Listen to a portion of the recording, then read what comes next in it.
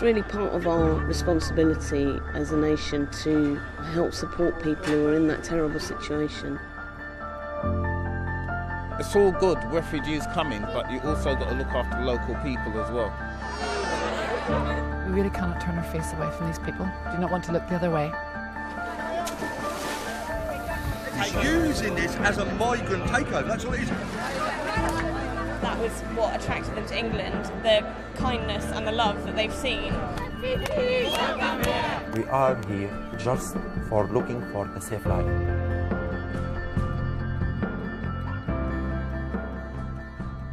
For 4 years, the world has witnessed the war in Syria and the 4 million people it's displaced. But it was a single image that changed their perceptions and ultimately government policy.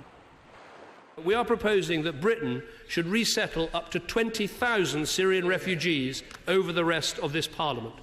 In doing so, we'll continue to show the world that this country is a country of extraordinary compassion.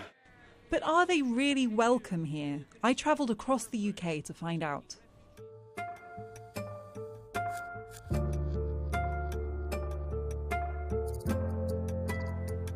I've come to Charlbury, a picturesque village in the heart of the Prime Minister's Witney constituency in the Cotswolds, because it seems to me there's a real battle going on in the hearts of the British people. On the one hand, an incredible wave of compassion towards the plight of refugees from countries like Syria, but on the other, real questions about the impact of taking in so many vulnerable people on finite resources. The 20,000 who are coming, they are the lucky ones. But that's not in dispute at this meeting, where villagers have gathered to discuss the Syrian refugee crisis. There are so many groups in so many different counties, it's amazing. I think the heart of the people is really crying out for the refugees. It's incredible. 1 in 10 people in the UK would offer up a spare room to a refugee family from Syria. And I think I'm very proud to count us in that. One of the reasons people were trying to get to England was because they know that England has a really great reputation for helping and for giving aid, and that was what attracted them to England, the kindness and the love that they've seen. There's no questioning their enthusiasm to welcome refugees. At the same time, it's an aspiration, not a reality. There's almost no sign of refugees or even immigration having impacted life here.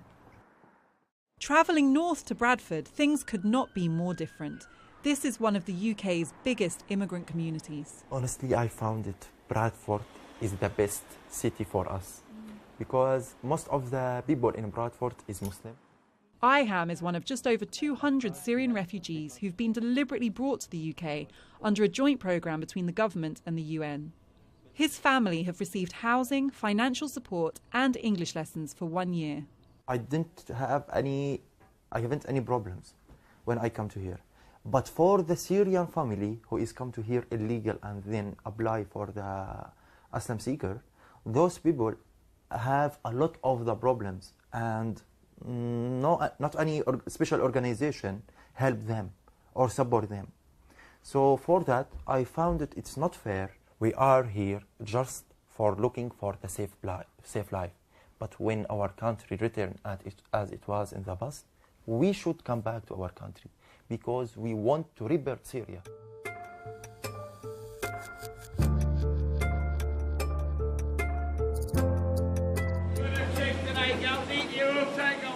From Bradford, I travelled 200 miles south to Haringey.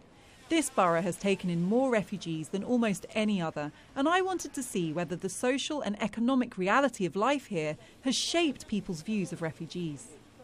I can't say I have a room because I live overcrowded already, but I feel sorry for them, please. It's all good, refugees coming. There's nobody's racist or prejudiced around here, but you also got to look after local people as well. My opinion, they know refugees are just terrorists which come back to harm UK populations.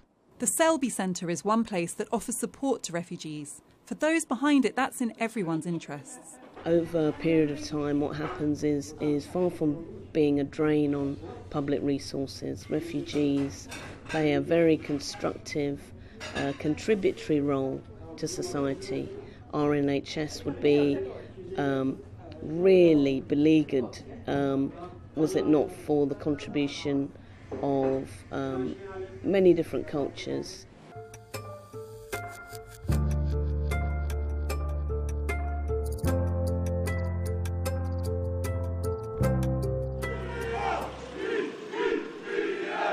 Back in England, the English Defence League march in Colchester, the ugly side of the debate.